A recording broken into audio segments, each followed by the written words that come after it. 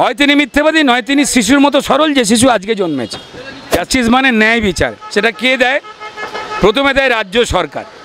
সেটা তিনি দিতে ফেল করেছেন, কারণ উনি দেবেন কী করে জাস্টিস? যারা ক্রিমিনাল তাদের রক্ষা করবার কাজে উনি ব্যস্ত ছিলেন। এই মৃতা ডাক্তার বোনটির বাবা মাকে 10 লক্ষ টাকা দিয়ে মঞ্চ থেকে 10 লক্ষ টাকা তো দেওয়াই যায়, এটা বলবার পর নিজেই আবার অস্বীকার করছেন যে আমি বলিনি। এত সরল প্রমাণ দিলেন যে জাস্টিস দেওয়ার জন্য যে সরকারকে নিয়ে আসা, যে মুখ্যমন্ত্রীর ক্ষমতা হচ্ছে, আর আমি নিজেই তার যোগ্য নই বলে নিজেও রাস্তায় হাঁটলেন। এখন উনি চোরদের হয়ে কথা বলা শুরু করেছেন, বাধ্য হয়ে। বেচারি কী করবেন?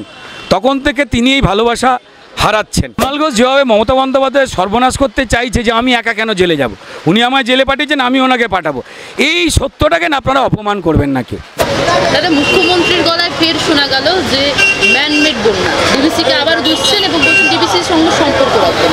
দেখুন, ডিবিসির অন্যতম মালিকের নাম হচ্ছে পশ্চিমবঙ্গ সরকার। ঝাড়খণ্ড ডিবিসির বোর্ড এবং তাদের মধ্যে একটা বড় অংশের মালিক হচ্ছে পশ্চিমবঙ্গ সরকার। পশ্চিমবঙ্গ সরকারের যে শাসক দল ক্ষমতায় আসুক না কেন, তারা ডিবিসির মালিকানা তাদের থাকবেই। সবাই জানে যে জল ছাড়তে গেলে রাজ্যগুলোর সঙ্গে কথা বলতে হয়, তাদের কমিটি রয়েছে, তাদের সঙ্গে মিটিং করতে, এই মিটিং হয়েওছে।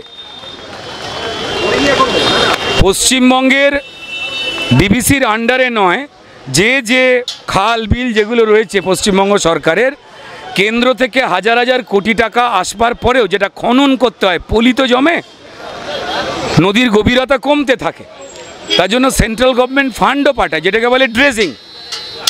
যেমন মুখ্যমন্ত্রীর বাড়ির পাশ দিয়ে যে খালটা গেছে ওটাকে বলে আদিগঙ্গা। আগে ওইটার মারফত সুন্দরবন অবধি এলাকাতে বস্তু সামগ্রী যাতায়াত করত।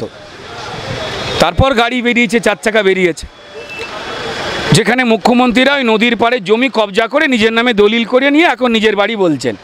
ঝেড়েছে জায়গাটা। উনি একা নয়, আরও অনেকেই আছে, শুধু ওনাকে একা চোর বললে খারাপ লাগে।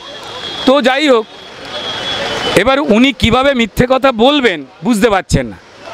প্রথমেই তিনি সাধারণ মানুষকে, একটা রাজ্যের সরকার জাস্টিস দেয়, জাস্টিস মানে ন্যায় বিচার, সেটা কে দেয়? প্রথমে দেয় রাজ্য সরকার। সেটা তিনি দিতে ফেল করেছেন, কারণ উনি দেবেন কী করে জাস্টিস? যারা ক্রিমিনাল তাদের রক্ষা করবার কাজে উনি ব্যস্ত ছিলেন, সবাই জানতে পেরে যাচ্ছে। এই মৃতা ডাক্তার বোনটির বাবা মাকে 10 লক্ষ টাকা দিয়ে মঞ্চ থেকে 10 লক্ষ টাকা তো দেওয়াই যায়, এটা বলবার পর নিজেই আবার অস্বীকার করছেন যে আমি বলিনি। কী হয়েছে না, মুখ্যমন্ত্রী মিথ্যেবাদী না। আজকে ওয়াও করে যে বাচ্চাটা জন্মালো, সে যে সরলতা নিয়ে জন্মেছে, আমাদের পশ্চিমবঙ্গের মুখ্যমন্ত্রী তার থেকেও সরল, আর নয় বয়স হয়েছে বুলোমন। এবার দেখুন, কিছু বোধবুদ্ধি সম্পন্ন মানুষ তাকে মিথ্যেবাদী বলে। এখন আমি তাদের সঙ্গে তো তর্ক করব না, হেরে যাব।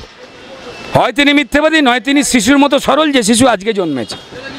আর তিনি এত মিথ্যে কথা, থুককুড়ি, এত বেশি সরলতার কথা বলে ফেলেন, তাতে কাল কি ঢপ মেরেছেন, আবার ভুল বলবো, সত্যি কথা বলে ফেলছি, কাল তিনি ভুল করে কি বলে ফেলেছেন সেটা তিনি ভুলে যান। তিনি নিজে প্রকাশ্য মঞ্চে দাঁড়িয়ে বলেছেন যাতে দ্বিতীয়বার পোস্টমর্টম না হয়, পুলিশকে দিয়ে তড়িঘড়ি আমি তো দাঁড়িয়ে থেকে আমার সঙ্গে কমিশনের 100 বার ফোনে কথা হয়েছে যেদিন ঘটনা ঘটেছে। মানে কিভাবে মৃতদেহ তাড়াতাড়ি দ্বিতীয়বার পোস্টমর্টম না করে পুড়িয়ে দেওয়া হবে উনি নিজে মঞ্চ থেকে বলেছেন, বলে ভুলে গেছে। সরল না? তারপর নিজের বিধায়ক আর কাউন্সিলরদের পাঠিয়ে তড়িঘড়ি যাতে দ্বিতীয়বার পোস্টমর্টম না হয় মৃতদেহ জ্বালিয়ে দিলেন। নিজের পুলিশ ডিপার্টমেন্টের লোকাল টালা থানার ওসিকে দিয়ে প্রথমে দেরিতে এফআইআর, তারপর ভুল এফআইআর, উইলফুল রেপ, স্বেচ্ছা রেপ বোধহয় এরকম তার মানে হয়, এই সমস্ত বিভিন্ন খেলা করিয়েছেন। এই সন্দীপ ঘোষ যিনি স্বাস্থ্যমন্ত্রী হয়েও, সন্দীপ ঘোষের বিরুদ্ধে হাজার হাজার দুর্নীতির অভিযোগ জানবার পরেও সন্দীপ ঘোষের বিরুদ্ধে যারা প্রমাণ দিয়ে কমপ্লেন করেছে তাদের ট্রান্সফার করে শাস্তি দিয়েছেন, সন্দীপ ঘোষকে বাঁচিয়ে রেখে দিয়েছেন। উনি সরল এবং উনি নিজেই, সব মানুষ যখন রাজ্য সরকারের কাছে জাস্টিস চাই বলে উনি নিজেও তাদের মতো মিছিলে নেমে পড়লেন, জাস্টিস চাই। অর্থাৎ তিনি এত সরল প্রমাণ দিলেন যে জাস্টিস দেওয়ার জন্য যে সরকারকে নিয়ে আসা, যে মুখ্যমন্ত্রীর ক্ষমতায় হচ্ছে, আর আমি নিজেই তার যোগ্য নই বলে নিজেও রাস্তায় হাঁটলেন। যার জাস্টিস দেওয়া, আচ্ছা বলুন, যার মুদিখানা আছে যার দোকানে চাল ডাল থাকবার কথা তিনি নিজেই ব্যাগ নিয়ে অন্য দোকানের সামনে ঘুরে বেড়াচ্ছে, চাল দিন ডাল দিন বলে। তার মানে তার দোকানদার আবার ক্ষমতা হারিয়েছে। তাই তো সবাই স্লোগান দিচ্ছে, দল মত জীবিকা নারী পুরুষ নির্বিশেষে দফা এক দাবি এক, অপদার্থ মুখ্যমন্ত্রী, ক্রিমিনালদের আড়াল করা পুলিশ মন্ত্রী ও স্বাস্থ্যমন্ত্রী পদত্যাগ চাই চাই চাই। হুগলির মানুষজন সাংসদকে খুঁজছিলেন, পাননি। অবশেষে সাংসদ আজকে গেছিলেন এবং বলেছেন কুইন্টাল কুইন্টাল জল ছাড়ছে ডিভিসি, কুইন্টাল কুইন্টাল। দেখুন, রচনা ব্যানার্জিকে নিয়ে আমি কোনো খারাপ কথা বলবো না বা কোনো সত্যি কথাও বলবো না। প্রচুর মানুষ এখন ভাবছে যে আমি কেন এই ভুলটা করলাম। আমি রচনা ব্যানার্জি তৃণমূলের টিকিটে জিতলেও তিনি চোর বা ক্রিমিনাল টাইপের তো নয়, কিন্তু এ দলের নিয়ম হচ্ছে থাকতে গেলে টিকতে গেলে অন্যায় এবং চুরির পক্ষে মুখ বন্ধ করে রাখতে হবে।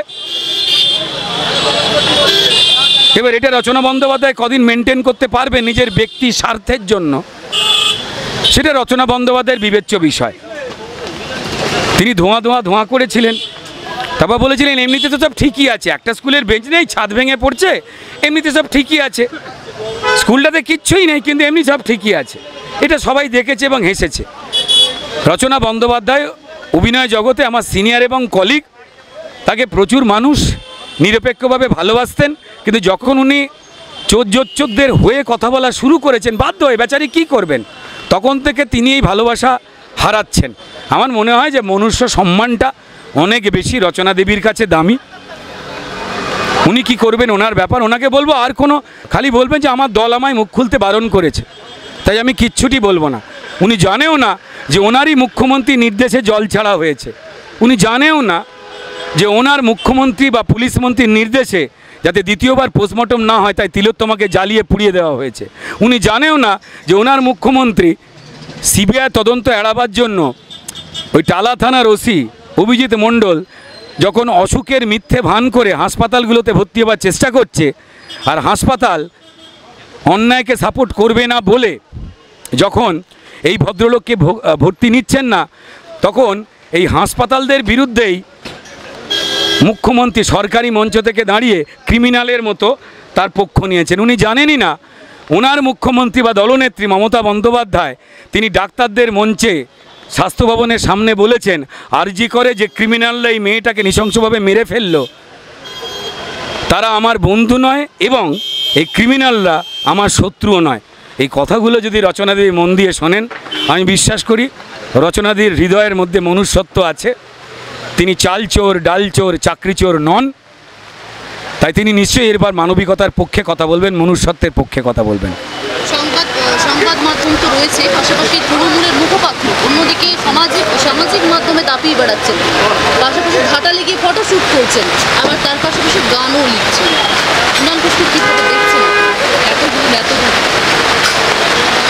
না, দেখুন কুণাল ঘোষ যেভাবে মমতা বন্দ্যোপাধ্যায় সর্বনাশ করতে চাইছে যে আমি একা কেন জেলে যাব, উনি আমায় জেলে পাঠিয়েছেন আমি ওনাকে পাঠাবো, এই সত্যটাকে না আপনারা অপমান করবেন না, কেউ এটাকে সাপোর্ট করুন। যে ভদ্রলোক বলতে পারে যে মমতা বন্দ্যোপাধ্যায় চোর, কটা তৃণমূলের নেতা কর্মীর বুকের পাটা আছে যে মমতা চোর, জেলে আমার পাশে থাকুক, বলতে পেরেছে? অ্যারিস্টটল গ্যালিলিওর পরে একটা কুণাল ঘোষ জন্মায়, 179 বছর বয়স, দেখলে আপনাদের মনে হবে 50-55। কি খায় জিজ্ঞেস করুন। বাংলা হান্টের আরো খবর দেখতে নজর রাখুন। বাংলা খবর মানেই বাংলা হান্ট।